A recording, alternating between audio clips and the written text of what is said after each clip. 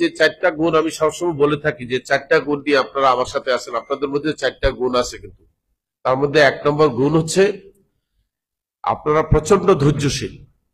এইটাতে আপনারা আমার দৃষ্টিতে বাংলাদেশের নাম্বার 1। নাম্বার 2 হচ্ছে আপনারা কিন্তু পরস্পরকে সহযোগিতা করতেছেন, সৎ উপদেশ দিচ্ছেন। এইটা কোন গ্রুপের মধ্যে আপনি পাবেন না, একমাত্র দেশটির মধ্যে আছে যে পরস্পরকে সহমর্মিতা করতেছে, বিপদে আপদে দৌড়ে আসতেছে এবং সেখানে একজন একজনকে পরস্পরকে ভালো উপদেশ দিচ্ছে। এটা আপনাদের দ্বিতীয় গুণ। তৃতীয় গুণ হচ্ছে আপনারা স্বপ্ন দেখা বন্ধ করেন নাই।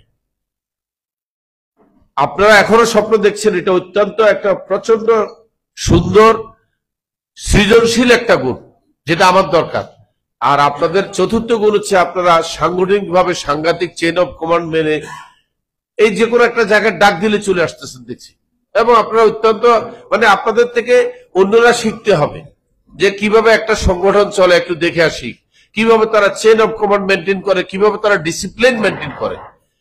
এই 4-5টা গুণ ছাড়া আরো অনেক গুণ আপনাদের আছে, এই 4টা হচ্ছে মৌলিক গুণ বললাম আর কি আমি।